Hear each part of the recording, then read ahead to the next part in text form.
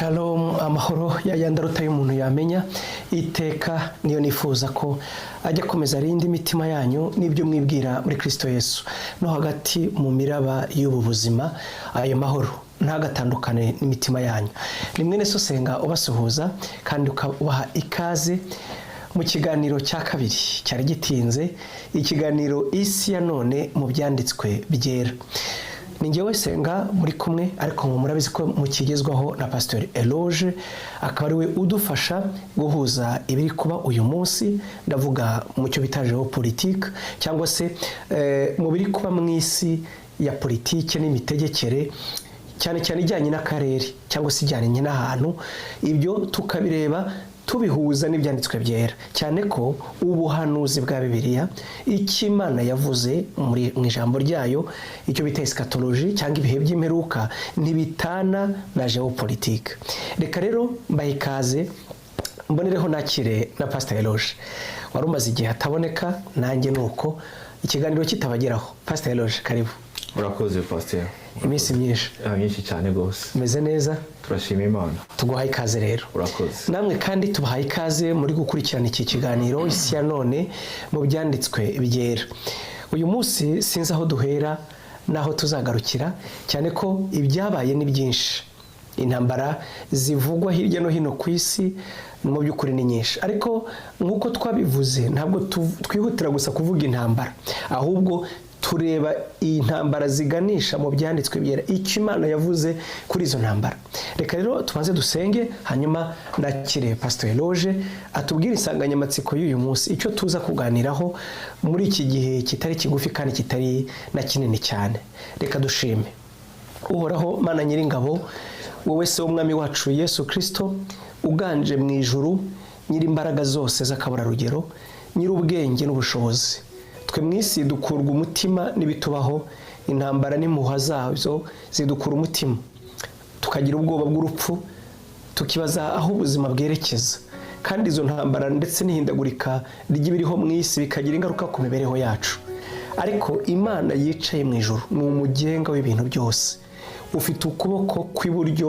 n'ubwenge bwawe bugenzura bugategeka bukerekeza byose mu cyo wavuze, mu cyo wagennye kitari cyabaho. Tuguhaye icyubahiro Mana yacu. N'ubu tugiye kwigishwa nawe, guhumura amaso y'ubwenge bwacu, umurike mu mutima kugira ngo tubashe kumenya ibihe aho bigeze. Warabidusigiye, uravuga ngo ibyahishuwe ni ibyacu, ibyahishwe ni ibyawe. Reka Mwami, nk'uko ijambo ryawe ryaduhishukiye, uduhe kurireberamo, ritubere indorerwamo yo kureberamo ibihe, maze duhagare tudatsizwe n'uburiganya bwa Satani. Tumenye icyo gukora, duhagarare twezwa dutegereje umukwe, kuko umwami wacu ari bugufi. Icyoro kikugarukire, twiteguye gufashwa n'umwuka wera, maze data yubahwe, natwe duhabwe umugisha mu izina rya Yesu, amen. Biragoye kuvuga ibiri kubaho uyu munsi hirya no hino ku isi ngo twibagirwe intambara iri kubera mu burasirazuba bwo hagati. Intambara imaze hafi amezi abiri yahuzaga igihugu cya n'ubu ntabwo irasozwa, igihugu cya Iran ndetse na Leta Zunze Ubumwe za Amerika ifatanije n'igihugu cya Israeli. Iyi ntambara yatangiye abakomeye mu isi, cyane cyane abayitangije Leta Zunze Ubumwe za Amerika, yibwira ko iyo ntambara izamara iminsi ibiri, yakabya ikamara icyumweru, ngo byatinda cyane bikamara ibyumweru bibiri. None amezi abiri arihiritse, intambara itararangira. Itangirwa, ndavuga mu bitekerezo n'ibitangazwa, nuko abayitangije bibwiraga ko bizaborohera gusa nibamara kwica abayobozi b'igihugu cya Iran bagapfira rimwe. Noneho ubutegetsi, igihugu kizasigara kidafite umutegetsi, Iran ikamanika amaboko, ikemera negotiation cyangwa se ibiganiro n'igihugu cya Amerika, maze Amerika ikerekeza igihugu cya Iran mu cyerekezo cya politike ishaka. Inyamara siko byagenze. None uyu munsi, mugani w'abarundi, ibintu byarayangaye. Ubucuruzi bwarahagaze mpuzamahanga hirya no hino ku isi, nta gihugu na kimwe kitagezweho n'ingaruka ziri kubera muri Iran. None iyi ntambara iragana he? Ese Bibiliya ivuga iki kuri izi ntambara ziri kuba? Ibi rero nibyo tugiye kurebera hamwe muri iki kiganiro. Nkuko nababwiye, turi kumwe na Pastor Eloge, nuza kudufasha gusesengura no kurebera hamwe icyerekezo cy'izi ntambara, ariko atari nk'abanyageopoliticiens, atari nk'abantu basesengura mu bijyanye n'ibiri kubaho ndetse na politike mpuzamahanga, ahubwo dushingiye mu byanditswe byera. Ikaze Pasteur Roger. Urakoze kandi kunyakira. Mbere byose iyi ntambara igeze he? Tugeze he? Turi hehe? Iyi ntambara iri kubera mu karere k'Iburasirazuba bwo hagati imeze ite? Waduha overview, waduha igicapo cy'ukuntu ibintu bihagaze uyu munsi? Iyi ntambara aho ihagaze nk'uko bivuze mu ntangamarara igeze ku mezi ashika ari abiri, amezi abiri anarenga gato itanguye. Nibutse abadukurira ko yatanguye ku itariki 28 ukwezi kwa kabiri muri umwaka w'2026, 28 février 2026. Ni intambara yatangujwe no kwita coalition cyangwa ubufatanye bw'abanyamerika n'abanyisraeli. Byavuye yuko itagute renseignement cyangwa ubutasi bwa Mossad ngira mu cyundi igendereza bwamenye yuko hariho inama rukokoma yari kwirategurwa irongowe n'uwitwa Muramenei Layatora, aribo yagiye no gupfira muri iyo nama. Layatora Khamenei ni intambara ubiravye igitangura, nabo nyene n'abayitanguje bibaza ko intambara izomara amasomero cyangwa iyi ngazine itazorenza, ariko tugeze ku mezi abiri. Ni intambara yari mu gace k'Uburasirazuba, ariko ni intambara no munsi iri kurafata isi yose mu buryo bwa geopolitike, mu buryo bw'ubukungu, mu buryo bw'imibereho bw'abantu bw'ibihugu byose no muri Afrika bikorera bakorako. Ariko imbere yuko mbanza kuvuga idonido cyangwa kugerageza kwerekana uno munsi aho igeze, reka mbanze mvuge gatoya ku kiganiro giheruka. Twari twageze kwerekana yuko Irani ukuntu yabayeho igatwagwa n'abami dinasti y'abasha, mu nyuma kaza ubwami leta itwagwa n'amahame ya Kisilamu, leta islamique yashinzwe mu tariki ya mbere kwezi kwa kane 1979 n'umurayatora Khomeini. Ariko iyi leta twarabonye yuko iki gihugu Irani ni igihugu kangerageza kuvuga mu buryo bw'ikarata y'isi, geographiquement ni igihugu gikikijwe n'ibihugu indwi. Urubibe n'igihugu cyitwa Turkiya, gihanwa n'urubibe n'igihugu cya Pakistan, gihanwa urubibe n'igihugu cya Iraq, Turkmenistan, Azerbaijan, Afghanistan, kigahana urubibe n'igihugu cya Armenia, n'ibihugu shika indwi. Kandi igihugu kiri mu burasirazuba cyo bita le Moyen-Orient. Ariko iki gihugu ubwacu ni igihugu gifitaniye amatati kuvaho haje leta y'abayisilamu, gifitaniye amatati kutumvikana ibibazo na Amerika na Israeli.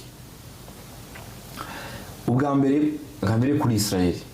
kuko Israeli bayitangwa na gahugu ntikabaho. Muri teori yabo ati Israeli ntibaho, hajya ahantu Israeli iri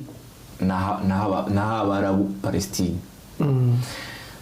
Palestine ubwayo turabizi neza, amateka singiye kujya muri birebire. Murabizi le mouvement sioniste yaromowe n'uwitwa Theodore Herzl, yari afite icyumviro yuko abanyisraeli bateza kugaruka iwabo. Muri 1948 leta ya Israeli irashingwa. Rero ubu abanyirani bavuga ko abayahudi cyangwa les juifs ari nk'abantu baje gutwara ubutaka bw'abandi. Ce sont des étrangers, n'abanyamahanga, hajya ahantu siho sahaba. Ku buryo mu myumvire yabo, muri programme yabo, bafise programme y'uko barandura ikintu cyitwa umuyahudi ahari hose, uhereye kuri kijya gihugu aho kiri. Uravye Israel ubwawe bikikujwe na bijya bihugu simvuze Iran yonyene kuko si Iran yonyene ifise ivyo bitekerezo byo kwirandura za Syria za Jordanie za Arabie Saoudite nagahu gatoya ico turavye abanyagihugu abagize population Israel ni barenga miliyoni 4 mugabo nagahugu gafise ico no kwita iterambere ubukungu ico no kwita technologie iri avancée kweki chance kuvuga ibi byose no kugira ngo twerekane gituma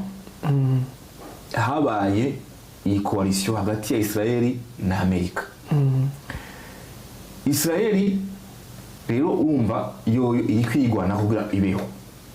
muri mu myumvire y'abayahudi uhereye bagishinga muri kimwe n'umunani hari tariki 14 z'ukwa gatanu perezida wa mbere twa Ben Gurion bakija ku butegetsi mu gihe mu kimwe amajana 1949 niyo biyumviriye programme nucléaire kurondera intwaro kirimbuzi nyuma y'umwaka umwe leta ishinze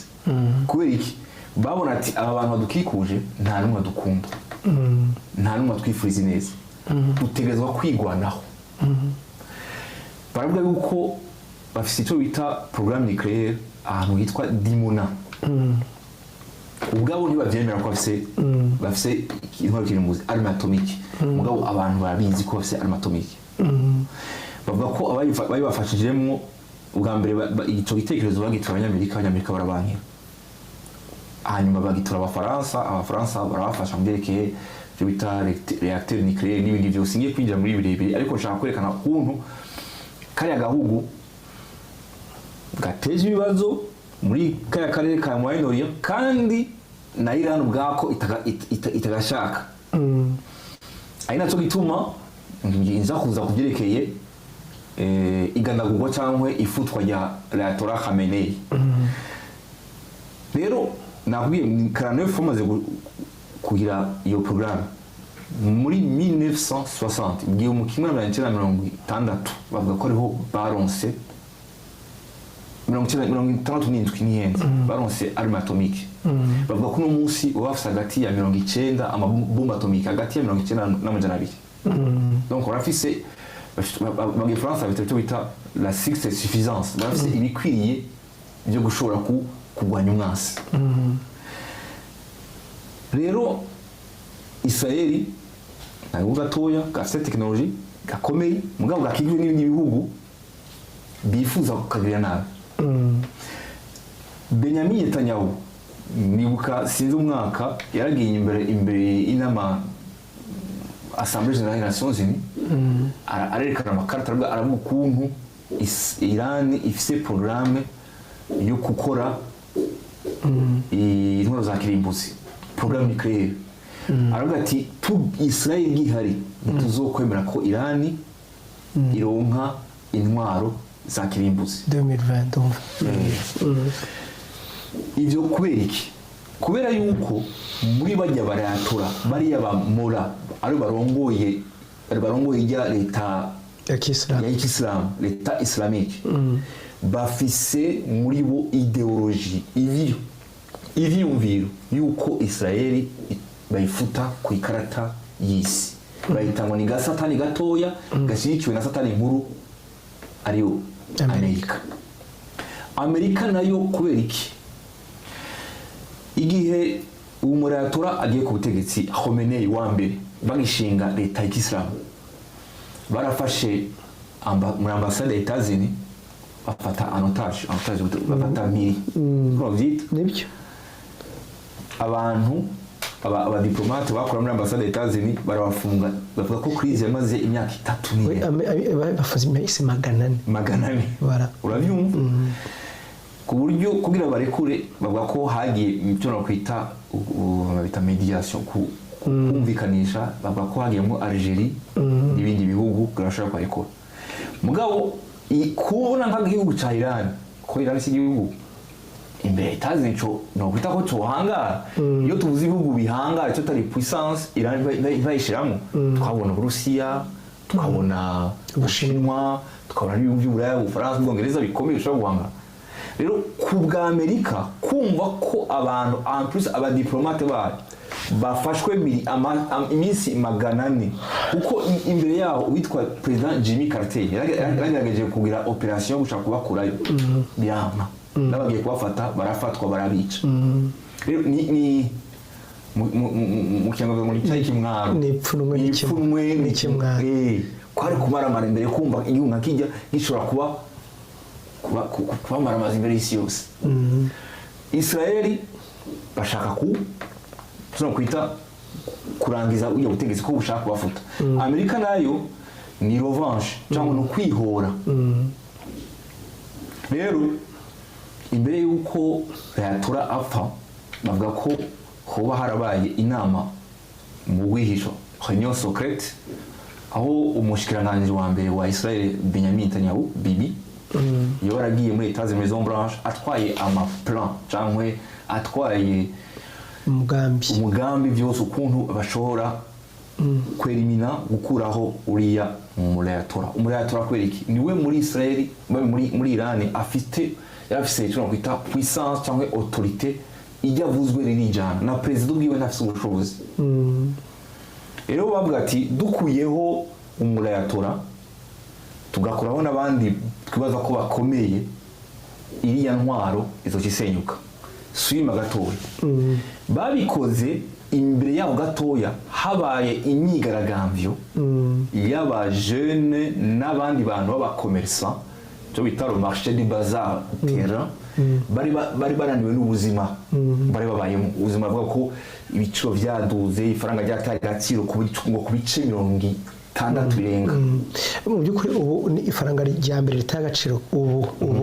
ku isi ni ifaranga ryo muri Iran aho ushobora wibaza ko idolari rimwe rishobora kugera kuri miliyoni ntago bibaho kandi nabyo ntitwibagirwe ko gutakaza agaciro gutyo no gusubira inyuma gutyo ku butunzi ubukungu byatewe na Leta Zunze Ubumwe za Amerika kubera ibihano by'abafatiye rero muri ico gihe rero abagiye mu myigaragambyo bava ku bagiye bajene benshi abantu benshi bakigaragambya ubwavyo kwigaragambya si ikintu coroshe kuko ni cyo bita un état policier ni igihugu kigoye kwigaragambya kuko ubwimwe mwese habita aba gardien de révolution barakwica mugabo baratimbye bati nubundi twapfuye twishwe n'inzara twishwe n'inzara turiko turapfa tumerewe nabi abana bacu bishwe n'ikigoyi business yacu niri kwiracamwo ibintu byinshi byatumye baja mu ibarabara rero aba bantu bamaze kujya mu ibarabara icabaye bari bazi yuko kujya mu ibarabara kwabo guhakana ubutegetsi guhakana iyo ntwaro y'abayatora bazohava baronka ubufasha cyangwa soutien ya Amerika kugira ngo bashire igitutu kuri iyo ntwaro y'abayatora bahagarike kwica kuko bavuga ko muri iyo myigaragambyo baharura hagati y'abantu 30,000 n'ibihumbi 42 bo barapfuye muri iyo myigaragambyo muga nta cyabaye Amerika ntigeze itabara ngo ishobore kuko ari bazi ati nitwaza mu myigaragambyo Amerika iratabara badukore ku butegetsi kuko ni intwaro ndakwibutse guhera muri 19 iri ku butegetsi bo ibintu byose ubutunzi politike gisirikare biganzwa navyo rero le 28 février icyabaye niki nuko ubutasi bwa Mossad bwoba bwaronse amakuru yaho haza kubera inama y'abantu bakuru barongoye cyo kwita appareil cyangwa inama y'ubutegetsi kugira ngo bige kuko nabo nyene bari bafite amaransenyema y'uko Amerika ishobora gutera mbwa ntibari bazi umunsi hagati yaho naho nagatoye imbere ko intervena hariho amanegociation ariko abera muri Oman yerekeye ukuntu Etazi iravuga ati ko Etazi ni mu bintu saba n'ibintu bibiri isaba Iran ati muteza guhagarika programme ya kirimbuzi nucléaire n'ibintu byerekeye ballistique missile ballistique n'amamisile agenda kure cyane cyo missile intercontinental cyo kuva nko muri Iran kashika muri Etazi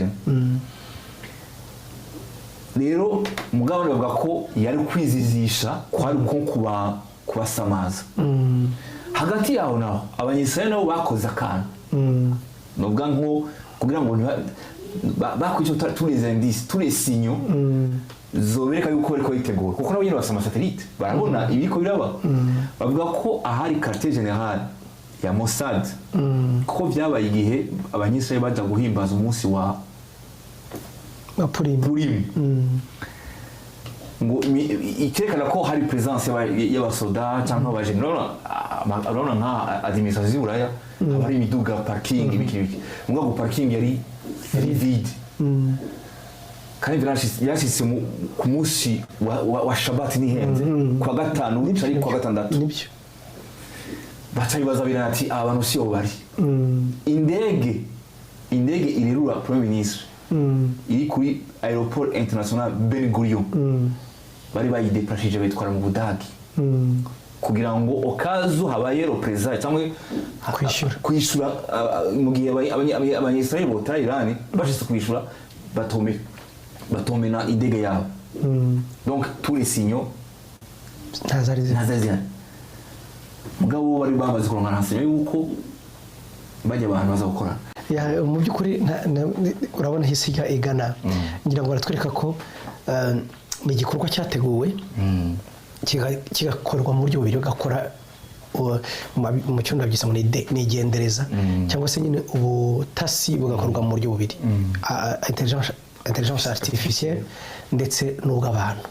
kugeza ubwo ndetse bambika abantu mu jisho umuntu akambara ijisho ariko mu by'ukuri ririmo kamera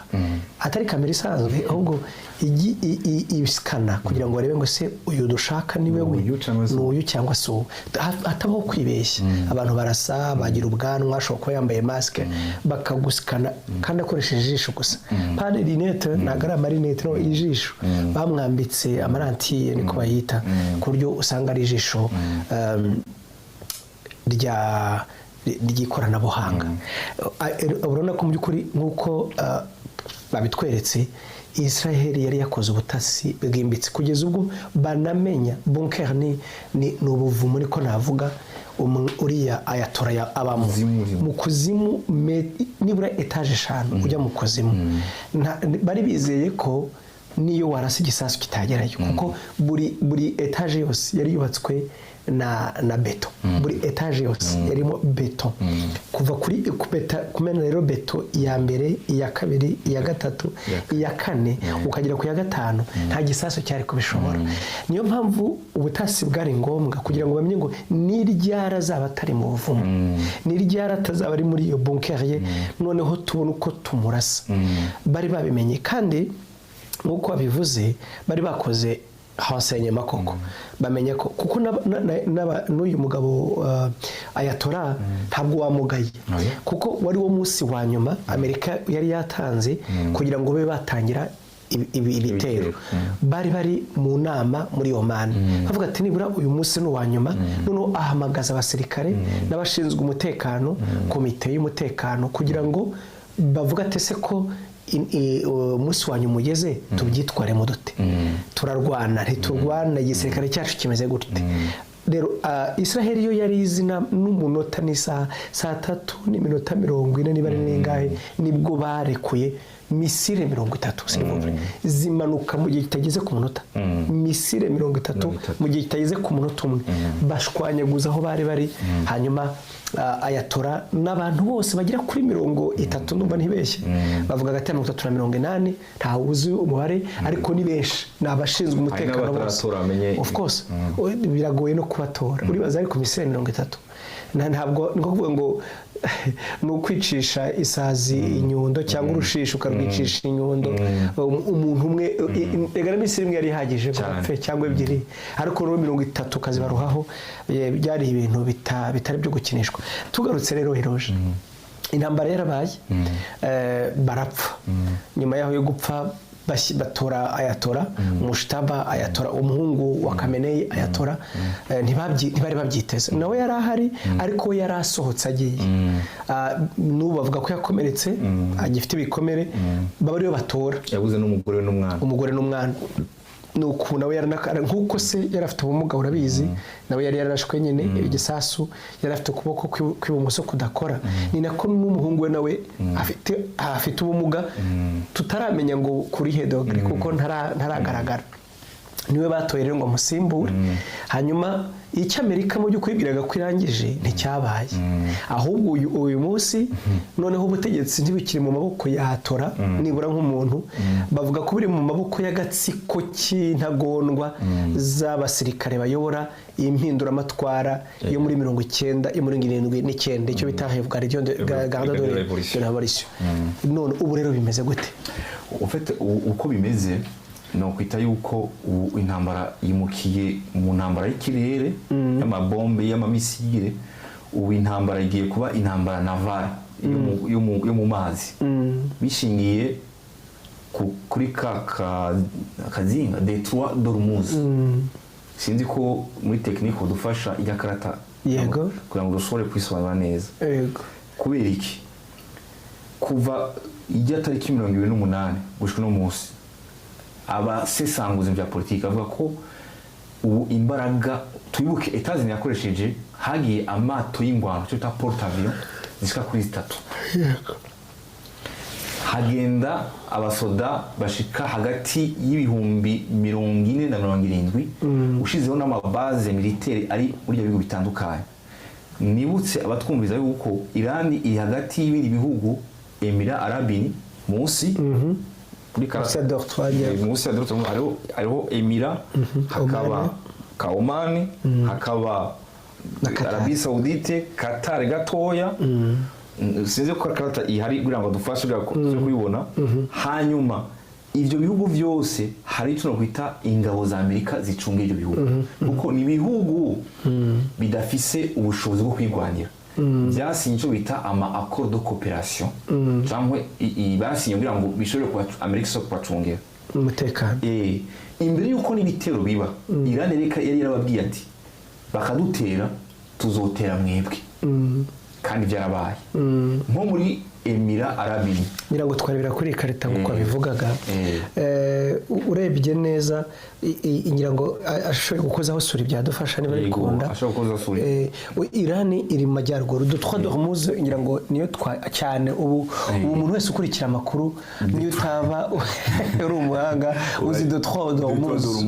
ni uyu mugezi tureba cyane ariko twagize mu kiganiro cya mbere. Yego, cyane cyane ahabona ubutaka bwenda kwinjiranamo cyane, aho ubona wagira ngo yego naho bita muri Detroit d'Ormuz. N'ahantu haca rero cyo kwita ubwato amato atwara ibidandazwa, ipetroli. Umusanzwe ibihugu byose kugira ngo bishore kuko ibihugu bitunzwe n'ama petromonarchie, ibihugu bitwarwa n'abami bitunzwe ibice 90% bw'ubutunzi bwaho bishingiye ku petrol na gas. Rero iyo biko birashora amato atwara ibyo bidandazwa ateza guca muri aka kantu bitwa Detroit d'Ormuz, bikamanuka aha muri Mer d'Arabie. Mer d'Arabie inga hepfo impande ya Muscat ni capital ya Oman, urayibona. Hanyuma bikamanuka swati bijya mu Burayi cyangwa muri Chine, dore Ubushinwa cyangwa exactement. Hanyuma Emirats Arabes nayo bafite wita terminal pétrolier, babita gutema pipeline byange bitwara amatiyo atwara petroli. Hariho terminal y'amatiyo abayiraniye babombaze cyane, ni terminal yitwa Fujara. Sinzi kiboneka ngaha, ngira ngo iboneka neza ashobora kuyigira nini dushobora kuyibona. Urabona ahantu hari akantu ameze nka bombe yaturikije, yerekana ko abete bari kwayiturika. Yego, terminal ya Fujara niyo bama bakubita kuko ni mu terminal ishora ibitoro byinshi bya Emira Arabi. Ikindi cya kabiri naco Emira Arabi niyo ari Dubai. Dubai ni n'umusore ko bayita ko ari centre financier. Amabanki mu by'ukuri tuvuze mu kinyarwanda twavuga ni isoko ry'isi. Isoko ry'isi. Bambabarira ko na banka to. Rero uyu munsi aho bigeze bisigura ngo Iran yarabonye ko kuko abanyamerika barayikubise kwera. Baramenaguye baramenagura ama système de défense yayo barakubita bavuga ko bamaze kwica abantu bashika muri bajya abantu bakomeye bari bakize ijya système itwara bashika abantu bashika 7-8 bamaze kuba éliminer n'ubakiriko. Iran mugabo yabandanye iresista ivuga ati nubwo bimeze gutyo reka dusigaranye ikiganisho kimwe des droits de l'homme. Uravye aka kantu ahantu hegereye amakote hegereye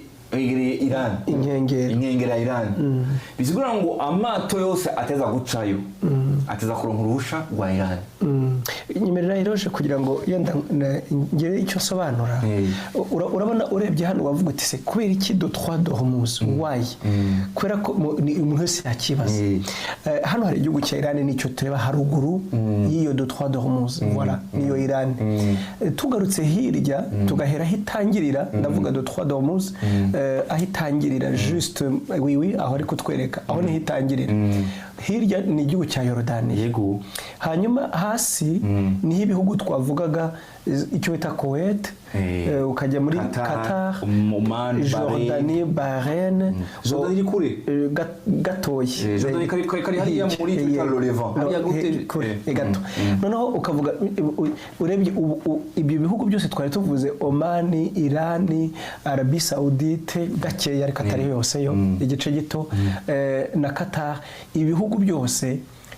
iyo barangije gucukura petrole bayinyuza hano muri do 3 uruzi d'Hormuz kugira ngo bajye gushora cyangwa se kugurisha. Nanone si icyo gusa Iran ifite imbaraga ebyiri kubera intambara iri kubera aho bita muri Yemen ni hano hasi tubagiye guvara wegera Afrika ubona ko hari undi muhora nanone uyu muhora nanone wa kabiri kubera ya proxy cyangwa se za ngabo ya mitwe iterabwoba reka nivuge gutyo ifatanije na Iran iyindi petrole nayo inyura hano muri uyu muhora wo hasi muri Mer Rouge muri Mer Rouge nuvuga ngo Iran ifite ubushobozi bwo guhagarika i petrole navuga ngo ikomoka mu burasirazuba bwo hagati 100% ikoresheje iki ya mitwe iterabwoba ko twavugaga ndetse uretse n'ibyo kuva muri Iran urasa hano muri Mer Rouge ni hafi nayo ubwayo yaharasa tureke nico hari ugato muri Iraq hari abandi ba proxy bashigikiye Iran usaguro ka karere kose no kwita harimo ihangana hagati ya Amerika Israel na Iran kuko Iran yo mu buryo bwa gisirikare iravuga ati ntidushobora kubahangana ariko tukadukoresha igwanisho cyo gufunga ubukungu bw'isi yose kubera iki ibice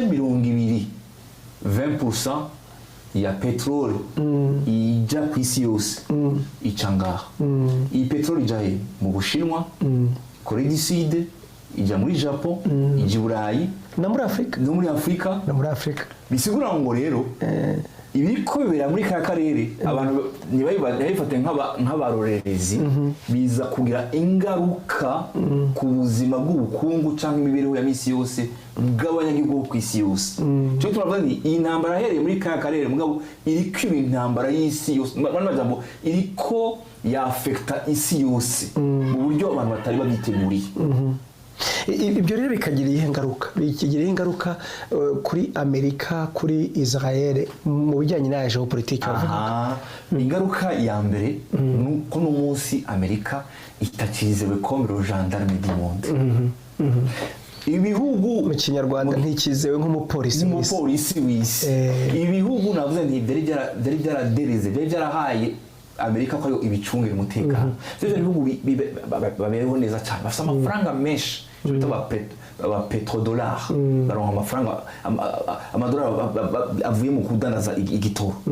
bavuga ati twebwe tuzokwibiraho tujye neza tubayeho neza mugabo igerekeye umutekano tubihe Amerika n'amabaze y'abafaransa n'abongereza nabo nyene baracungera mugabo uyu munsi Amerika nicizewe kubera iki bari bizeye yuko Iran itazosha bwa mbere gatoya abantu bagize ifunwe kora ibitero byabaye ntibigeze Amerika ibi birakabanga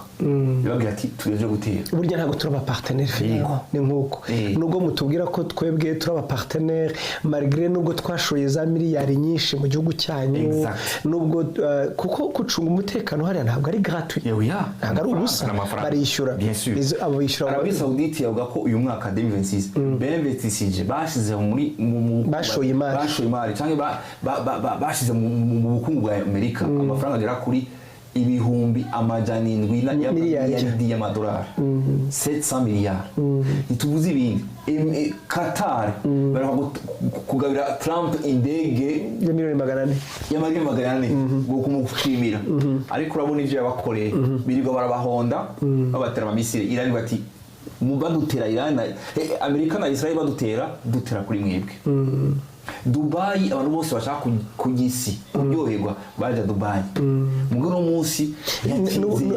n'umutekano w'ubutunzi bw'abantu muri kariya karere urebye uburasirazuba bwo hagati bwashakaga kwiyafirma kwiyerekana nk'ahantu hari umutekano isi abantu bari gutekereza ko iterambere riri mu Burayi kuko Burayi bwo burabona ko ririmo buratemba zivamo umugani w'abanyarwanda mwe gutekereza gusaba Ubushinwa n'iki ahubwo aziwi irimo irahaguruka ariko mutekereze ni wacu no kugira ubwo bwabo banahindura n'imyemerere cyangwa se imyumvire yabo ikarishe y'idini unago urugero nko muri Arabie Saoudite no bwa mbere bemereye umugore ko atwara imodoka tuba ubemerewe kujya kuri stade bakareba umupira bagakurana reportage bavuga ko hariho n'amaboîte de nuit yemerewe abantu bemerera abaccident bakanywa n'inzoga kandi yemerewe nuko bashaka kwereka isi ngo noneho ubu mushobora gutekereza hano iwacu kandi hari icyo dufite mwaza ariko tunagarutse rero ubumva rero ndavuga kuri Amerika no musinzi cizewe itakaje icizere iki naco Amerika bamaze kugara ideta de Ramos Trump yahamagara abanyaburayi biciye muri OTAN ati muze mudufashe kugurura kakana abafaransa bati oya n'abongereza uko nyene imitizo bwo urazi intambara zose Amerika yatera twita coalition habarimo umufaransa akaba umwongereza n'umudage abo bose bati twaramutamena nimwigize mutubwira Amerika isigaye yonyene na Israel Israel gute nayo Israel uhereye ku muntu mu premier ministre yitwa Pedro Sanchez wo muri Espagne ayimereye nabi cyane ku buryo yaravuze yuko amasezerano bafitanye na Union Européenne bayasiba hagati ya Union Européenne na Israel n'ibindi bihugu bitandukanye muri Amerika nayo nyene image cyangwa ishusho Israel yari ifise kuri Amerika uhereye mu mugambo wa Republican uri kuratakaza hari umu influencer yitwa Carson izina ndibagize ni n'umuntu akomeye bavuga ko umunsi atacerekwa iyi ngwano ya Trump igeze kuri kanacerekwa abayahudi kandi uziko abayahudi barabantu bashyigikiwe cyane na Amerika icaka binacu Israeli mu gutera kwa Iran yaciye yongeza kuvyura intambara muri Liban batera aba Hezbollah kuko aba Hezbollah bavuga ko bakorana na Iran urero Israeli yitwa Tucker Carlson urakoze cyane hakaba n'umuntu witwa Marjorie sinzi nawe yaramusanata we nyine ntatumvikana donc nabantu kandi bari bashikiye Trump igihe aja ku butegetsi uno musuma magitano wa Trump tuvuga ngo Amerika na Israeli ntibikibonwa nk'ibihugu byo kwizegwa na bya bihugu bari bafitaniye ubucuti mugabo no munsi hari igihugu kiko kirabi profitiramo niki ibihugu bibiri Ubushinwa n'Uburusiya Putin wegeze kuvuga ati jewe ndemeye izi ntambara ko je no babera umuhuza kugira ngo izi ntambara zihere ariko amakuru y'ubutasi cyangwa abasesanguzi bavuga ko dusubira gatoya abete haba ibintu byinshi ku buryo umuntu bisugura mu kiganiro byatwara umwanya muremure Iran yarasambuye amabaze militaire y'Amerika harapfa abafasita benshi nubwo batabivuga barasambura amaradari basambura n'indege yitwa AWACS, ni indege igendera mu kirere. Iyo ndege ngo iri a 400 km ishobora gukora ibintu bikorera a plus de 400 km, ibirometero 400 ukurikije ahiri. Barayimayaguye bakoresheje indege ya kera, indege ya kera yitwa F5 muri ni indege de fabrication yakozwe n'Amerika. Ni indege no kwita n'Amerika atagikoresha, mugabo ubuhanga bw'abanya-Iran barashoboye kuzigurura ziragenda zirasambura amabaze militaire y'Abanyamerika. Icya kabiri kindi bavuga ko kugira bashobora gushobora gutera baronse ubufasha bw'amasatelite de renseignement y'Abarusiya hamwe n'Abashinwa babafashije kuvyerekeye ibintu bakoresha mu gutera za misile. Ikindi naco abantu batazi, izi ntambara ziko ziraba muri kaya karere bavuga ko hari icyo bita groupe aeronaval. Groupe aeronaval ni ubwato bwinshi tuno kwita nka porte-avions ibifise yani mabato atandukanye ngo ari hajya gusa bari korera ukuntu Amerika ibyitwaramo. Subira ngo biraba no kugira ngo bamenya ati umunsi natwe twagiye muri Taiwan, Amerika tumenye imbaraga zawo naho badafise inuze n'ubushobozi. Ikindi naco Chine no munsi igaragara nk'igihugu gituje irondera amahoro, kuko umvirije iyo ariko ravuga ugati dukeneye amahoro azi, dukeneye ko le commerce isura gusubiramo. Donc Chine ni igihugu cyemewe mu makungu kuruta États-Unis.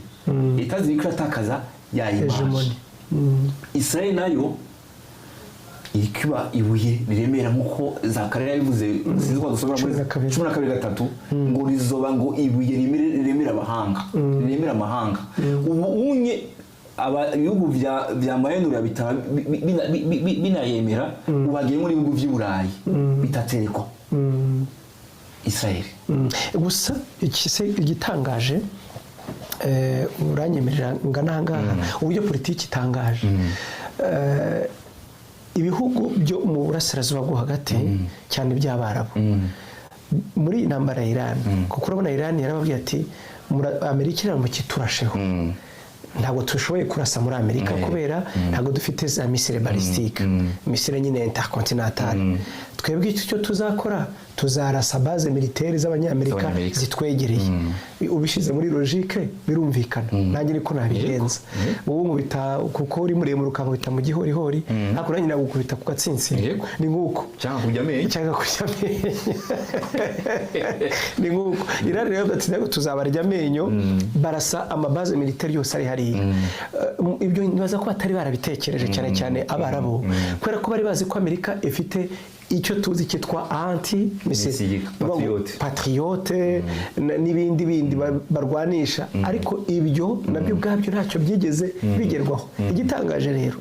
aho naganaga wibuke ni isi ya none, ariko tugana mu byanditswe byera biratangaje kubona muri izi ntambara Israeli yarafatanije, yarabaye umwe, yaravuze rumwe omwe n'Abarabu. Ibyo ntitangaje kuko Israel niyo yabahaye ziriya antimisile muri mugabo Emirats Arabes bien sûr Abarabu nyine ibihugu isubire gatoya hari cyo bita recomposition ya géopolitique. No kongera ibihugu kongera kwishyira hamwe, byarabija hamwe birasa bitandukanye azafata ibintu haba image d'alliance. Yes, bavuga ko Emirats Arabes yegereye cyane na Israel kuruta Arabie Saoudite. Voilà kubera iki impamvu nk'ebyiri yenda nazo. Icyambere ni cya kintu Trump yakoze cyitwa accord d'Abraham. Ntitubyibagirwe ko Bibiliya ivuga mu bice 9 muri Daniel tumaze iminsi tubyiga umurongo 27 bari ku murongo 24 yuko uwo mutware azakora isezerano rikamara iminsi 7 icyumweru kimwe, ariyo minsi 7 nyine cyangwa imyaka 7. Noneho iryo sezerano hagira hagati na hagati rigasenyuka nk'uko twabivuze ntabwo iryo sezerano ari ry'abanyaburayi ntabwo iyo alliance cyangwa se uko kwishyira hamwe no gukurana isezerano ari ry'abanyaburayi cyangwa se ari OTAN kuko ntabwo ryerekeranye na Israel ikimana yavugaga ni ibyerekeye Israel uyu munsi rero turabona uburyo mu karere isezerano rishoboka a travers y'ibihugu byari bisanzwe bitavuga rumwe ibyo tuvuga ni ibihugu by'abakomoka kuri Ishmael urwango rw'imyaka n'imyaka rumaze imyaka ibihumbi ukabona ko batangiye kwegerana icyo ni kimwe icya kabiri twavuga nka Qatar nayo yari inshuti ya Iran turabizi neza yewe mu minsi ishize uretse ko bari bayihaye akato bavuga ngo no kuguruka indege zitabona aho zica habuze gato Arabie Saoudite birwane na Qatar rwose none uyu munsi tuvugana ntabwo Arabie Saoudite nako Qatar ivuga rumwe na Iran kubera ko nawe yarashe amabazi militari yaho ubushize urabyibuka ko Israel yari yarashe muri Qatar noneho ibyo bavugaga amahoro ntazigera aboneka bavandimwe uko isi abakomeye bakomera bate ntabwo amahoro ashobora kuzwana na Amerika ntiyazanwa n'imiryango y'abibumbye amahoro ntazahora intambara zizabakereka gusa Yesu naza akazica ibi turabivugira kure nk'uko abivuze iyo recomposition uko kongera gusa naho abantu ibintu bisubirwamo hari amalliance amasezerano yaragizwe n'ibihugu navuga ngo bihagarariwe na Amerika birimo izo za Qatar za Emirates Arabes Unis izo za Arabie Saoudite uyu munsi ukabona ko ibyo bihugu ubwabyo byabaye chambarde ngaho Qatar ni ntiyumvikana na Arabie Saoudite cyangwa se yongeye kujya kuri Arabie Saoudite nayo uno munsi yavuze intambara zigahera bavuga ko ishobora gusosubiramo amasezerano yagize na Amerika yego ubu ishaka kugira alliance izo birimo Pakistan na Egypt yego wibuke ibiganiro bireba kuba Pakistan niho byabereye yego bavuga ko Pakistan bujyanye ni nk'umuhungu wa Chine ibikorwa muri Pakistan Pakistan yumvikana n'abayiraniye kandi Pakistan yumvikana na Amerika kandi kumvikana n'abashinwa kandi ngo bivuga mu negociation ngo ni nko kwestara bahita gute micro bikora bwo mu negociation abashinwa bironka byose babaha raporo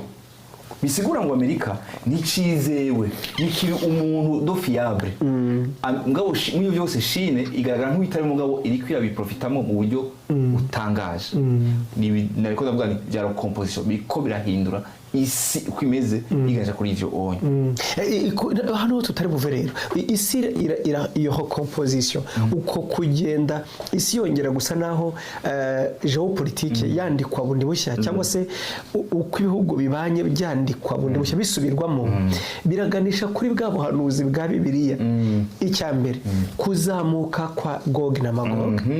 icyo ni kimwe icya kabiri kuzamuka ko ubucyo bita umwami w'uburasirazuba nkuko tubisoma mu byahisho bice 9 batubwira ko umwami w'uburasirazuba azazamukana n'ingabo 200,000 uduhumbagiza 200 muri Bibiliya ijambo ry'Imana basobanura umubare mu buryo bwumvikana uduhumbagiza biragoye kumenya icyo ari cyo ni miliyoni 200 z'abasirikare namasha dukomba n'ibiki byose iyo bireba rero ubushinwa nkuko rubivuze ukuntu umaze kugenda bugira imbaraga ibihugu bibwiyungaho ukareba n'ukuntu Bibiliya ivuga ngo bazazamuka ntabwo bavuga ubushinwa gusa ni ubuyoboye ariko nukureba muri yo coalition y'Ubushinwa n'abazabafatanije nabo ibihumbi 200 bakazazamuka intambara imaze igihe bo bazaza ngo kurya umwami wa Gogi na Magogi nabyumva azakuka umutima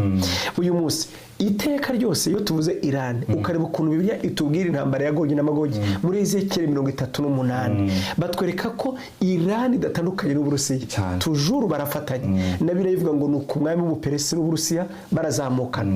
ukurebye rero ibihugu bigenda byisubiranamo batugaruriye ya carte ndasaba iva turebe ya carte urebe nanone uburyo Bibiliya ivuga ibihugu igenda isita amazina ya Magogi na Gogi urebye ni ibihugu uyu munsi byaratandukanye of course byitwa za Kyrgyzstan Turkmenistan ngaho Afghanistan Tajikistan Uzbekistan ku buryo akibaza ngo ibihugu bibaho tuzamutse rero voilà ahangaha ukareba neza Bibiliya itubwira ngo ni mu burasirazuba aho ngaho azaba ari mu burasirazuba nako majya muri Orient yego tabyita wiki reka byita burasirazuba oya ubwo ni Occident ahubwo ni cyangwa ni byose ni burasirazuba ni Aleste voilà urabona reka twivugire tutavuze icyerekezo biratworohera Israel ndagira ngo atwereka aho iri Israel ahiri hafi ya Mediterane urayibona haruguru hari igihugu cya Syria ugiye mu majyaruguru intambara irahari n'uyu munsi muri Syria na Liban of course Syria na Liban ni majyaruguru hejuru ya iyo na Jordani na za Jordani ni ku ruhande gato hafi nyine kiri hejuru gato na Turkiri hejuru gato no muri Magog irimo Turkiri voilà urebye rero icyo twavugaga intambara urebye bya bihugu tugarure bya bihugu mu majyaruguru aho Turkiri na itongeho kanoze yego Turkiya ngiyo Syria iri hirya gato yego Syria iri hafi gato yego ukajya manuka gato muri Iraq babona Iraq na Iran hirya gato niho rya bihugu twavugaga bya Turkmenistan Uzbekistan Pakistan voilà iki ngiki iyo usomye amazina nkuko Bibiliya ivuga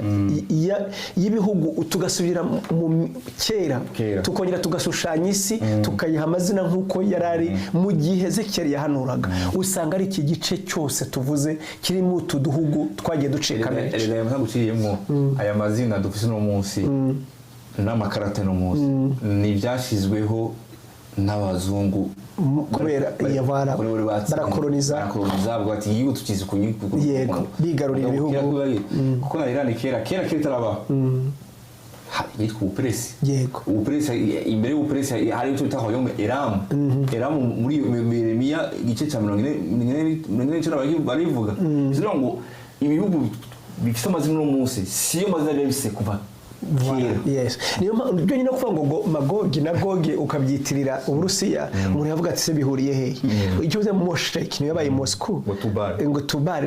usanga ari ibyo bihugu rero byagiye bihindura amazina ariko mu byukuri ari cyo cyerekezo iyo urebye ugakurikirana amateka nicyo cyerekezo turabivugira iki mu buryo noneho bigenda byisubirwamo ubu nkuko bivugaga ibijyanye n'alliance cyangwa se amasezerano no gukorera hamwe ku bihugu biragenda byongera gusubirwamo bigana ku cyubuhanuzi bwavugaga ibihugu byongera kwishyira hamwe kandi biteguza ya ntambara ya Gog na Magog icyo tutakwibagirwa reka nkwereke ikindi kintu numva biko biraza Otani yasambutse voilà gukomerezaho Otani yasambutse kugira ngo bijye muri bya bindi uri kuravuga je de la recomposition bize bigira ya alliance izo zitwagwa na wa mutware iyo vuga yego abantu bavuga ngo Amerika na niyeje bundi ntagiri muri Bibiliya sinzi ikintu tuzakora ngo tugire abantu ko Amerika ntabwo Bibiliya yigeze yivuga mu buhanuzi Amerika ntivugwa kuko iyo uvuze Amerika normalement uyirebye cyo tubundi tuvuga za civilisation iyo tuvuga empire cyane niwite ku cyo bita za civilisation hari civilisation romaine, hari civilisation grecque, hari civilisation perse, hari civilisation babylonienne. Ntabwo rero nta civilisation américaine iba. Iriya ni civilisation romaine. No kuvuga rero iyo tuvuga ngo hazaguruka umwami ategeke atware kandi iyo tuvuga civilisation romaine. Ejo Trump yarabyivugiye. Trump Amerika ikomoka mu Burayi. Amerika ikomoka mu Burayi ntabwo rero wavuga ngo Amerika ngo izagira ikikora ahubwo nkuko tubona decadence kugwa kwayo hazamuka Ubushinwa nanone intambara zikomeza kurota mu burasirazuba bwo hagati gusa ntabwo civilisation romaine izatakara oya Uburayi nubwo busambuka ntibuzaba bugifite imbaraga ariko buzakomeza bugira ijambo nkuko byari biri. Hari ikintu nashaka kongeraho gatoya igitabo nasomye ni article muri itangazamakuru kwa Le Monde cyo mu France. Iyo article yankozeko yanditswe n'umu économiste n'umuntu spécialiste vya histoire monétaire et financière yitwa Barry Eschgreen. Yivuga ngo donneront à Trump la chute du dernier romain au décret de l'empire du dollar. Urumva bisobanura mu Kinyarwanda bivuga ngo guhera ku mwami Nero murazi ibyagize gushika kuri Trump ukumanuka cyangwa ukugwa bw'umuromani wa nyuma ndavuze kubera iki kubera ko na Amerika ni civilisation prolongement civilisation romaine dernièrement au déclin de l'empire du dollar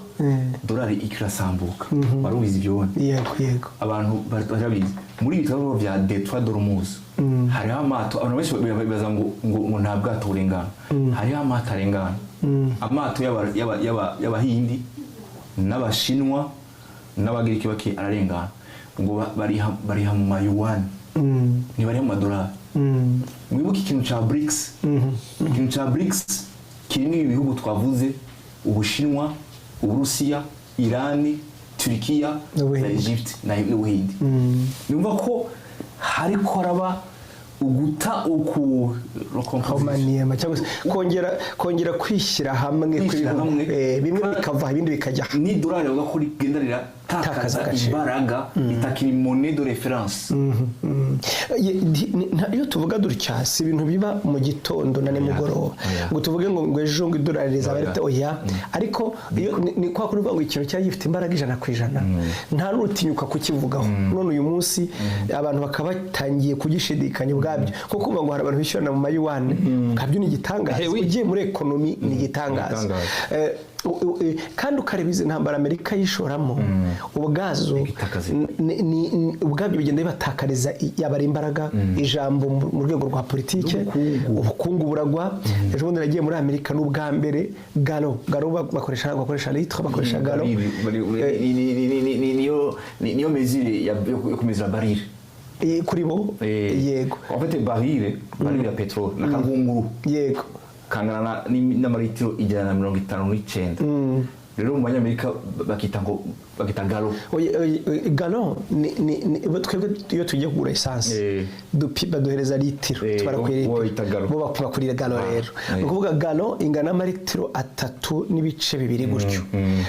ntabwo biyari ubundi mu intambara itaratangira yari amadolari 2.5 kwijana none mu mijyi imwe n'imwe nka Los Angeles mu mijyi ikomeye nka za Seattle na imijyi mbega y'abakire bigeze kuri 6 tutimagine byikubye hafi kabiri ku banyamerika rero ubukungu bwaguye ntitwibagirwe ko ari base y'ibintu byose ntibifite ingaruka kuri twe gusa bifite n'ingaruka no kuri bo ubwabo handi Burayi essence igeze ku mayero 2.5 hafi iragira amayero 2.1 ni gitangaza nta mafaranga menshi iwacu ntitwiga tubivuga sinzi wabajije ngo se ubukungu muri Afrika bimeze gute ati se ko hagwa uhagaze twebwe turaryamye numva nundi twe dusanga twiryamiye nta bukungu turapfa mu by'ukuri ibi byose rero biraganisha kuri cya kindi bavugaga kwinuba Israeli kwanga Israeli kurushaho kubona abantu bose bavuga atari ko Israeli yigize iki Israeli shaka kwera ikibuza abandi gukora ibikanda ari ibikora ukabona ko abantu barushaho kuvuga ngo iribuye rirarushaho kuturemerera Zakariya 12:3 sinicyo gusa ngenda ratangaye bibiri uko nigenda ivuga ibihugu byizishyira hamwe bikarwanya Israeli niko bimeze uyu munsi biragoye ko ibihugu bya Afrika bikomeye byumva Israeli notama Afrique du Sud ibihugu byose bikomeye nituvuga Afrika amajyaruguru cyangwa se y'Abarabu byose n'ibihugu bitumva Israeli na Egypt ntayemera ni Egypt yemera ko niko Amerika babaha inkunga za gisirikare ariko nibagirwe ko Egypt yagiye muri BRICS voilà uyu munsi Egypt yagiye muri BRICS uribuka ko Ethiopia yagiye muri BRICS no kuvuga ngo ibihugu nkuko biri genda bivuga byanditse mu ijambo ry'Imana Kush na Put urumva ukagerekaho n'abari y'Abarabu uyu munsi bose na Misraim muri ko bayita Misiri byose uyu munsi byamaze kujya byenda kwifatanya n'iki n'Abarusiya urabibona ni nkuko byose biganisha iki bigamije kuduteguriza ya ntambara iheruka mu gihe bo rero bitegura ariko ntibagirwe ikindi kintu ya masezerano agomba kubaho azashoboresha Israeli kubaka urusengero kubemerera kubaka urusengero yo arasa naho nayo ageze kure kubera iki izi ntambara zatumye Abarabu begerana n'iki na Israeli na Arabie Saoudite noneho itarabyumvaga nayo irasa naho itangiye kumva kubera ko umwanzi wayo Irani batavuga rumwe kuri Arabie Saoudite aho kugira ngo Irani ikomere afazari Israeli yakomera mu bisanzwe ibintu turimo akajagari kanakita akajagari mugabo ni byahanuwe hari igihe twebwe nk'abantu twibaza muri ibintu bishise ko nyene ariko ari ijambo rije muri jewe riri muri Yesaya 46:10 bivuga ngo Imana ihagarara ngo kwitanguriro ikavuga ibiri kwiherezo donc nta kiba Imana itakize Jemvuga ko ibi byose byahereye le 7 octobre 2023 kubera iki bavuze ajya makuru d'Abraham baravuga neza ko hariho hariho imishikirano yuko Arabie Saoudite yagira isinye kuri yinjiriye muri accord d'Abraham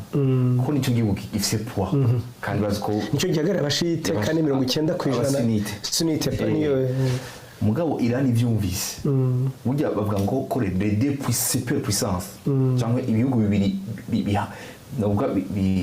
bigaragaza ugahuga muri kaya karere ni Arabie Saoudite na Iran kimwe giserukira abashite ikindi giserukira abasunite rero Iran yavuga ati ziranyazwe mugano w'abarundi karabaye Arabie Saoudite ikaza kwifatanya na Israeli nzosigara nijenye muri aka karere bose bacho bati rero no bigize surivu tugiye tuguhondagure cyo tumaci batera bakoresheje aba Hamas Hezbollah kugira ngo bakotere ibyo bitero bya Rosette Octobre Israel nayo yamenye ko raransanyama n'ibiki byose ushwe n'umunsi watubwiye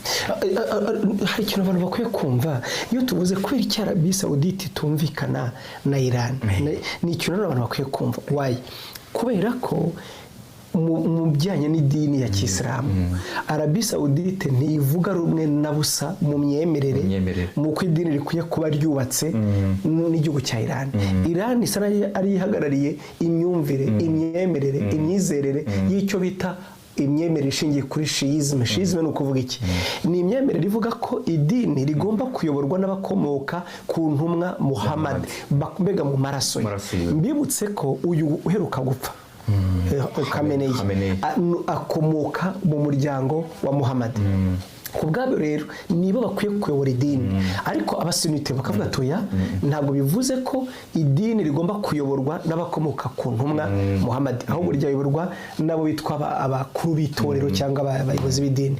nta nubwo rwose bambara kimwe nunabireba gusa abasunite nibo babaye benshi ubu ngubu ni hafi ibice 90% by'abasilamu bakaba bahagarariwe rero na Arabie Saoudite kubera iki Arabie Saoudite nuko iyo tuvuze idini rya Islam rifite ibintu bitatu imyanya itatu yayo bitagatifu ibiri yose iri muri Israel iri muri Arabie Saoudite Medina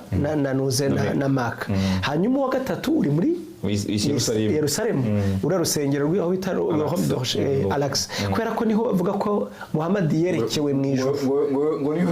yazamukiye ajya mu ijuru kwerekwa no kureba Imana ariko mu by'ukuri nuko bizera icyo turi kuvuga kubw'ibyo rero Arabie Saoudite navuga ngo nifite urufunguzo rwo kugira ngo byemerwe ko Israel ishobora kubaka urusengero rwayo urebye rero uzahomaniyema ukareba ukuntu ibintu bisari bisubirwamo na ya accord d'Abraham nubwo Arabie Saoudite tubona yigira ibyo yigira kuri Amerika ariko mu by'ukuri ntabwo haragera kubera iki nkuko bavuga yashoye miliyari zirenga 700 uyu mu gitondo ntiruhaguruke ngo Arabie Saoudite yicungira umutekano ntabwo iri bishobore muri iki gitondo ntibyakunda icya gatatu Iran imbaraga zayo ko zingana kuko umwanzi wa mbere Arabie Saoudite ni Iran kandi Iran irabizi ko batumvikana mbibutse ko abanya-Iraniye batari n'abarabu Perse nibo benshi urwo rwango ruracyahari ntabwo ari mu gitondo ibikuraho kandi nkuko tubibona kugira ngo ibyo bikunde nuko bagomba kwemera yakora kugira ngo Israel nayo igira ute ibone uko yubaka urusengero ibi byose turabivuga ngo turebe ngo ibi biri kuba biraganisha ku buhanuzi abandi bo ejo bundi Netanyahu yavuze ijambo ryanangaje avuga ati murabizi ko ibyo turimo byose tugamije kugira ngo Mesiya azaza kuko bayita messianique ntabwo basoma ibihanuze nkuko twe tubusoma nyemera mvuga iki ugiye rwose kuko mu bintu twavuze ngo Israel ikwiremera amahanga wabonye ivyo abayuda bamaze bakorera abakristo yego kubakubita kubakurica ruzo bagafata ugasika baje no hano ari yitwa ikintu cyose kirepresenta cyangwa kirepresenta ubukristo bakahavuma wabonye Vatikano uko barayise wabonye ukuntu Premier Ministre wo muri Italia yavuze ibyo byose kuko ibihugu twavuze byita ngo ni civilisation judéo-chrétienne rero bita ngo n'abakristo iyo babonye ibiko Israel irakora ntitwibage iby'umusirikare Israel yakoreye muri Liban yafashe ngo istatike ariko ngo tariki bambwe ko cy'umusaraba Yesu arakibumagura ibi byose ni ibintu bituma bizana kwanka Israeli kurwanya Israeli ejo nabonye umurabi avuga ngo arimo asobanura avuga ati ubundi twebwe kuri bo begereye idini rya Kisilamu kuruta ubukristo kubera iki baravuga ati nibura twemera Imana imwe itabyara ntibyarwa ati abakristo bavuga ko hari Imana muntu ipfa itishoboye ati iyo Imana idashobora kwikiza ntikaba Imana ati aba nibura n'abisilamu ati iyo urebye kuko ubundi yenda bitusayifatira umwanya iyo urebye icyo bita imyemerere ya Kisilamu ishingiye ku bintu bitandatu mu by'ukuri ivuka ry'imyemerere ya Kisilamu Muhammad bitawundi bavuga bitanu bagira mu bihugu biyoborwa na Shia bakongera icya gatandatu aricyo cya jihad ntibabivuga mu Faransa n'ahandi ariko muri Iran n'ahandi jihad barayivuga bemera ko ari 6 périodes de l'islam mu bitabo bindi uzasanga bavuga 5 périodes de l'islam ariko mu by'ukuri na jihad irimo umva rero bakavuga bati ubundi idini ryashinzwe ku bintu bitatu ndavuga Islamu rwose 100% riva ku Yahudi ni imico ya Kiyahudi kuriya gusenga gatatu kutano ku munsi kwitawaza ibyo byose kwiyiriza ubusa ukwezi kwa Ramadhan babikura ku Yahudi icya kabiri bakabikura ku Kristo ku myemere imwe ya Gikristo ndavuga nuko Qur'an yanditse icya gatatu ni imico yo mu burasirazuba bwo hagati hariya za Meka niki n'uburyo basenga naho yavukiye byose barabivanga bavaramo idini ya Kisilamu umva rero wibuke abasilamu ntibumvikana n'abakristo none abajideo baravuga ati omwe twe turi pro musulman none uyu munsi barimo bagira ibibazo n'iki n'abakristo nkuko bavugaga ntago ibihugu by'Uburayi ari abakristo oya ariko bagendera ku muco wa Gikristo civilisation ya Gikristo ni Roma none rero ibyo byose biraganisha urabyibuka kuri ya masezerano azabemerera uwo mutware ibintu biragenda bisa n'ibyicaye ariko biteguriza wa mutware witwa Antikriste uzabashoboza kugira kuri ayo masezerano isi rikabona kubaka rwa rusengero umuhanuzi wabo w'ibinyoma akabashukashukira gukurikira Antikristo noneho urusengero akarwinjiramo akabona uko arusengeramo tuzabireba tugeze mu gice cya 12 muri Daniyeli aho bavuga iby'iminsi 1290 ubundi bavuga ko azategeka azayikora iminsi 1260 ese 30 kubera iki ubundi abasesengura bakavuga ngo iyo minsi 30 bongeraho ni iminsi bizatwara Israeli yubaka urusengero kubera ko bateguye ibikoresho byose byo kubaka urusengero ntibizabatwara iminsi ireze 30 ibintu biri en place déjà kugira ngo batangire bakore bavandimwe ibi byose turabivugira ngo tubibutse ko igihe cy'imperuka cyegereje izi ntambara zose Yesu yavugaga n'impuha zazo ziganisha byose nk'uko na Israel ubwayo yivugira ko itegereje Mesiya atari nk'uko tumutegereje bo bamutegereje Mesiya umwami uzaza kutegeka agatwara isi akabaneshereza abanzi babo twe tumutegereje nka Mesiya uzaza gutwara itorero naratangaye ndi kuganira n'umujuife hano arambwira ngo twebwe Mesiya wacu azakora ngo abanyamahanga maze kuvaho titimagine dutegereje ko Mesiya w'abanyamahanga kurwaho uwaca gatangira birumvikana bategereje ko itorero rizamuka maze Mesiya wabakaza akabona kubatabara nshuti unyumva udukurikiye nitwaye tugamije kukwigisha geopolitike no gusesengura bihambaye ahubwo nukukwibutsa ko ibi byose biba ntibizahagarara ntibizatuza ntabwo Trump afite ubushobozi bwo kurangiza intambara cyangwa undi wari we wese ahubwo turimo turagana ku gihe cy'imperuka ngo ibyanditswe bisohore umwami Yesu abona ukwaza mbere yuko tugana ku iherezo reka sabe Pastor Loge niba ari ikindi wakongera kutubwira hanyuma tukagana ku musozo ibyo twabivuze kimwe gusa nashaka kumira ko nuko ibi byose nkuko babivuze biko bidutwara ahantu bitwereka yuko ibyanditswe byahanuwe n'abahanuzi ijambo ry'Imana ari ukuri kandi biko nubwo nti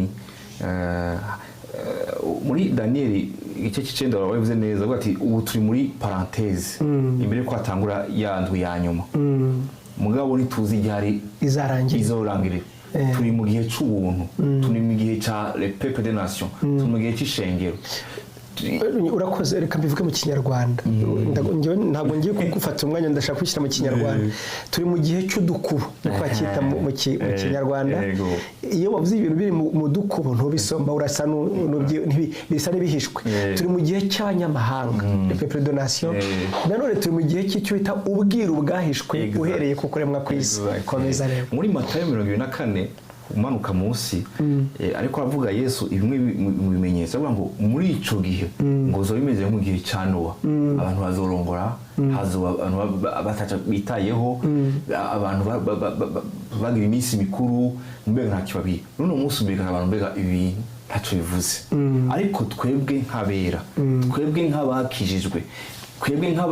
nk'abasoma isaha y'ubuhanuzi turabura ko ibihe bikora twegereza tuti yanje kimwe ni gusa ni cya kindi nyene mbega warizeye ubutumwa bwiza bwa Kristo mbega warahaye ubugingo bwawe Kristo Yesu mbega uno munsi inzamba yuvuga wawiteguye gutwaba guteranwa n'ishengero rapture kuko ibi byose kuma tuvuga tubivuga tuhagaze muri Luka 24 igice cya 44 yamwe Yesu avuga ati ibyahanuwe byose mu mategeko muhanuzi muri Zaburi nta kindi byavuga Kristo Yesu ntabwo n'ingago tuvuge geopolitique tuvuge ngo Israeli tuvuge intwaro biki ariko dushaka kwerekana yuko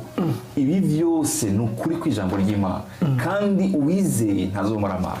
ntazokona isoni ariko icyo Imana yakoze mu rukundo rwayo nuko yaduhaye umwana wayo Kristo Yesu kugira ngo wizera ntarimbuke ari umugingo budashira kuko byo bibabaje izi ukuntu twaramaze umwanya tubisigura turi kumwe na pasiteri tubisubiramo ukaza usigara nshuti yanjye reka wemere uyu munsi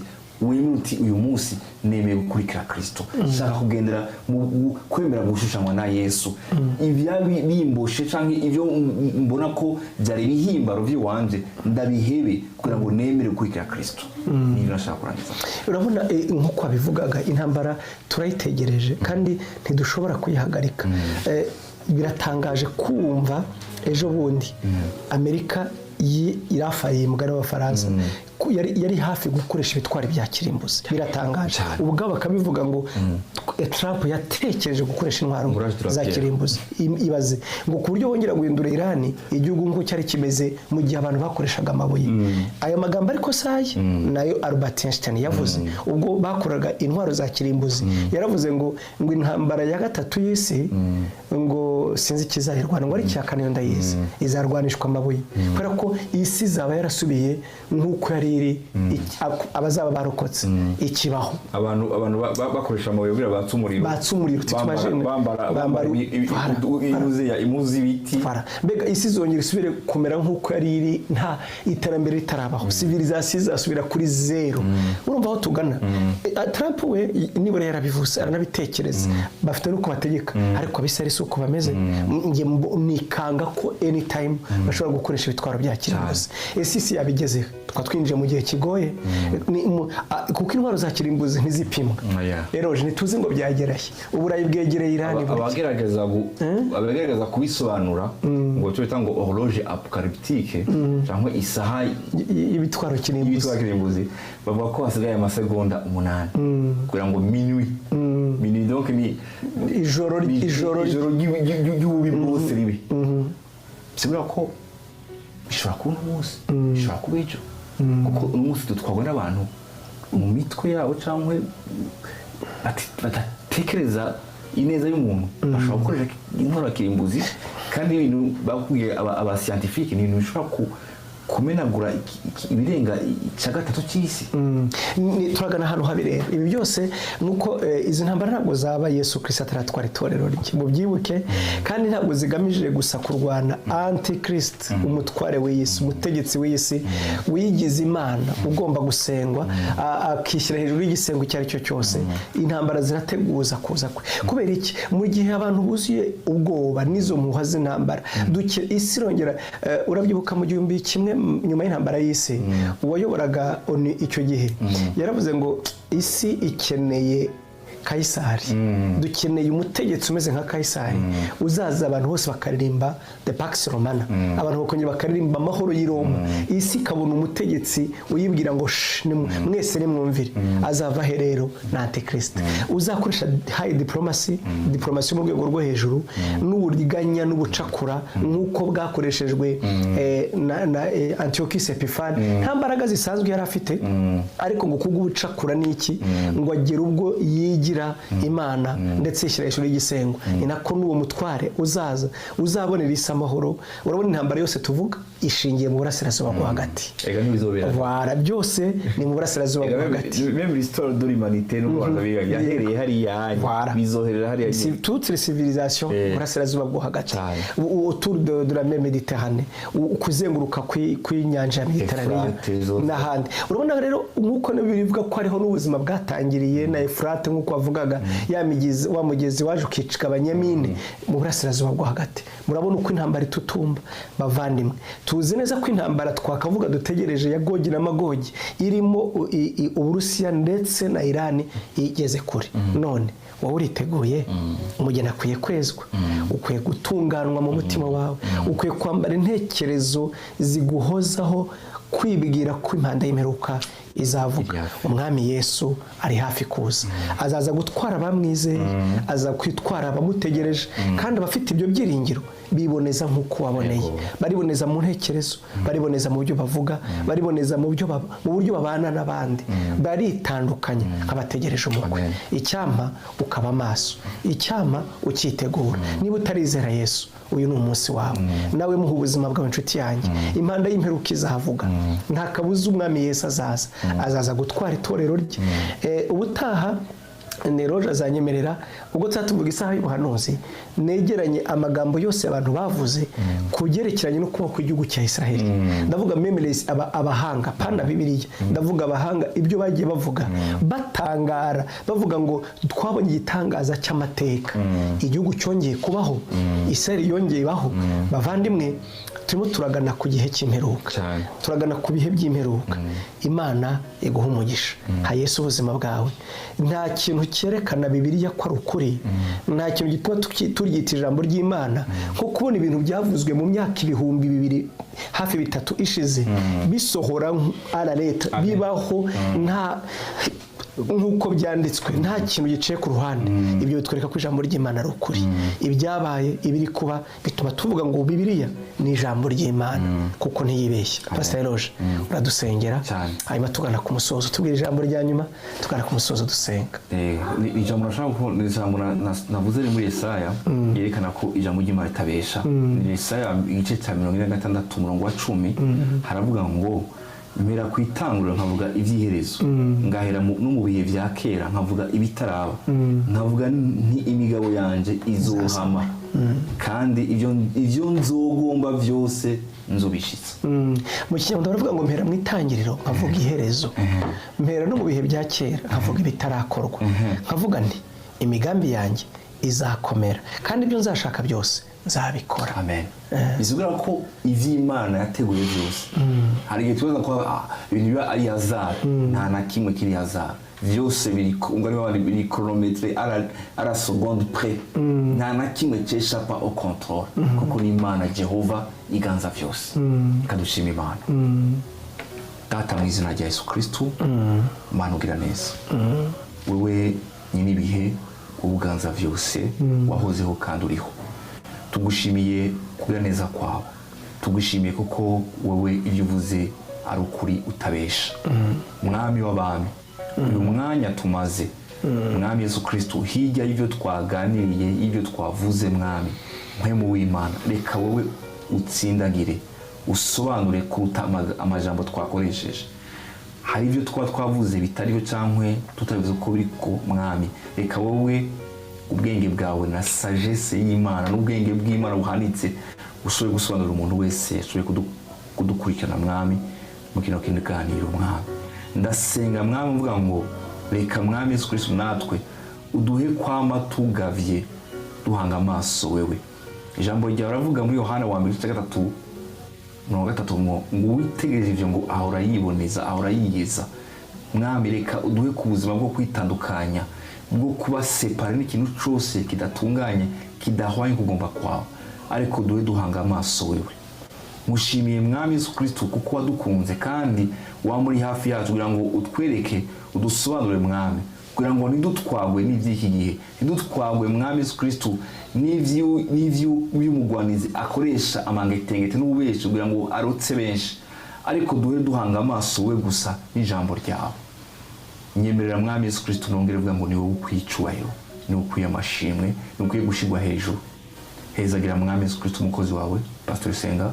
Mwami Yesu Kristo umugirire neza, komeze Mwami umuhishurire Mwami. Turazi ko ari byinshi tuko turiga biciye mu gitabo cya Daniel. Komeze Mwami umwinspire, komeze umukoresha Mwami biciye mu kino kiganiro Mwami, reka abenshi bashoboka bazi bakumenye, bamenye ubutumwa bwiza, bahindukire, bave mu vyaha, bave mu mwijima, bimurire mu bwami bw'umwana wawe Yesu Kristo. Urakoze Mwami kudukunda, urakoze kutwitayeho. Tugushimiye Mwami ko ineza yawe yamiri hafi ya kigihe cyose.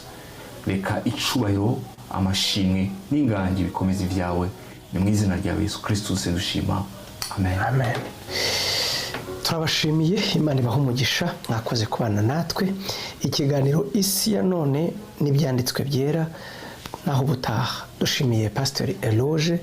kubwo kutwigisha no kutuganiriza no kuduha umucyo kubiri bikuba muri intambara iri kubera mu burasirazuba bwo hagati. Imana ibahe umugisha. Dushimiye cyane Ivan udufasha ku buhanga bw'ibyuma, udatuza udahwema, aba yakoze akazi kanini. Bira byose mwabonye bikorerwa hatagaragara ni ubikora. Turabashimiye, Imana ibahe umugisha. Reka tukubwire ko uyu murimo ntarari muzareka gukenera abawutera inkunga. Inkunga yawe ni ingenzi mu bwami bw'Imana. Nimero ni iyo ngiyo ushobora kuduteraho inkunga. Wakoresha World Remit, wakoresha PayPal, wakoresha Mobile Money, uburyo ubwo ari bwo bwose ukadutera inkunga. Imana ibahe umugisha. Wadutera inkunga kandi usangiza abandi ubu butumwa, yaba kuri statut, yaba abo mubana ku magroup, yewe nawe ubwawe ubwumva ukabusharinga. Imana iguhe umugisha. Reka tuzahura ubutaha. Eloge Yesu aguhe umugisha. Yego namwe Yesu amugisha, mwakoze cyane. Naho utaha umugoroba mwiza. Yego namwebwe. Imana ibahe umugisha.